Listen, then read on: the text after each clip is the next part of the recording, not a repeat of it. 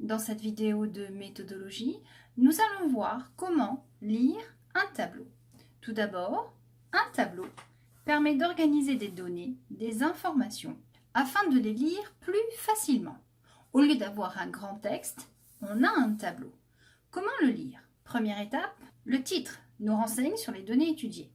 Nombre de pays étrangers visités par un groupe de collégiens. Deuxième étape, on lit les colonnes, c'est-à-dire ce qui est vertical. Regardons les colonnes. En colonne, nous avons les âges. Troisième étape, on regarde les lignes qui nous indiquent le nombre de pays visités. Les lignes sont horizontales. Dans le tableau, nous avons donc nombre de pays, aucun, un seul, 2 pays ou plus. Maintenant qu'on a lu le tableau, on va revenir au titre. Et que signifie le titre? Si on reprend le titre, nombre de pays étrangers visités par un groupe de collégiens, qu'est-ce que ça veut dire? Qu'est-ce qu'on a fait pour avoir les informations pour compléter ce tableau? Eh bien, on a pris un groupe de collégiens âgés entre 11 et 14 ans et on leur a demandé combien de pays étrangers ils avaient visités. Ils en ont visité soit aucun, soit un seul, soit 2 ou plus. Maintenant, quel est le résultat de cette étude? Le résultat de cette étude est présenté à l'intérieur du tableau. Dans ce tableau, si on prend une ligne, ici la ligne bleue, elle donne le nombre d'élèves selon leur âge, 11, 12, 13, 14, ayant visité un seul pays. Et donc si on prend la ligne bleue, le titre de la ligne dit un seul pays. Dans les cases de cette ligne, nous allons avoir le nombre d'élèves de chaque catégorie d'âge qui ont visité un seul pays. Si je prends maintenant la colonne jaune, elle donne le nombre de pays visités par des élèves uniquement de 13 ans. Mon titre de colonne, c'est 13 ans. Ma première case donne 2 pour la ligne aucun pays, 11 pour la ligne un seul pays, 6 pour la ligne 2 pays. Donc une case, la case verte ici, elle indique que 11 élèves âgés de 13 ans ont visité un seul pays. Donc dans une case, vous avez la combinaison de deux informations, celle de la colonne et celle de la ligne. Donc 11 quoi? 11 élèves de 13 ans qui ont visité quoi? Un seul pays. Une case peut se lire sous la forme d'une phrase. Il y a 11 élèves âgés de 13 ans qui ont visité un seul pays. Il y a un élève de 11 ans qui a visité 2 pays ou plus. Il y a 13 élèves de 14 ans qui ont visité un seul pays. Allez, maintenant on va voir si tu as compris.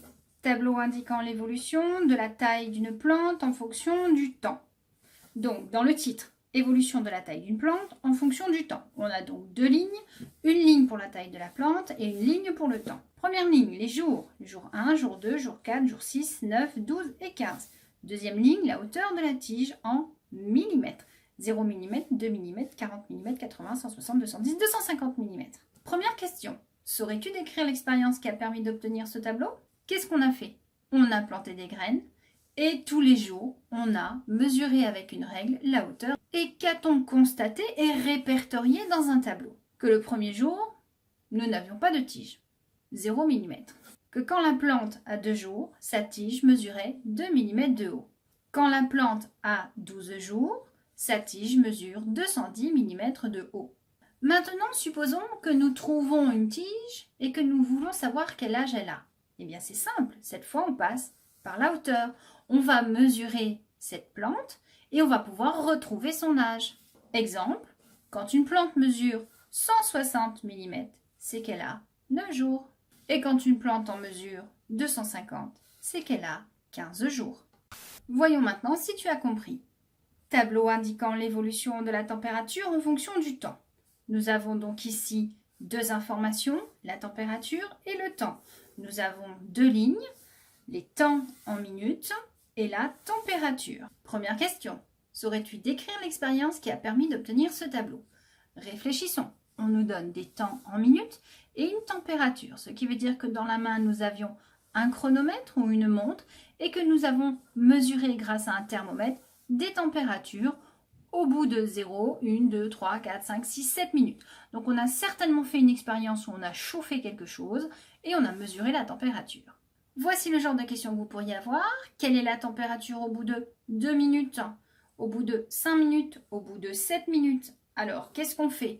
On prend la ligne du temps, on cherche ce qu'on nous demande comme temps, 2 minutes, Et on va lire la ligne juste en dessous. La température était de 32 degrés. Au bout de 5 minutes, je vais à 5 minutes, je descends 51 degrés.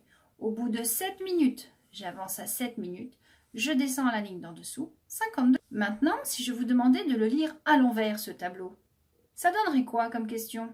Ça donnerait ça. Au bout de combien de temps la température a-t-elle atteint les 37 degrés, les 52 degrés?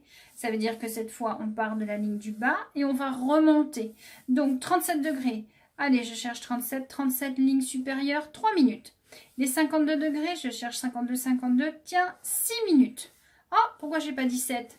Parce qu'on me demande au bout de combien de temps la température a-t-elle atteint, c'est-à-dire qu'elle est arrivée à 52 degrés. Donc elle y est arrivée à 6 minutes.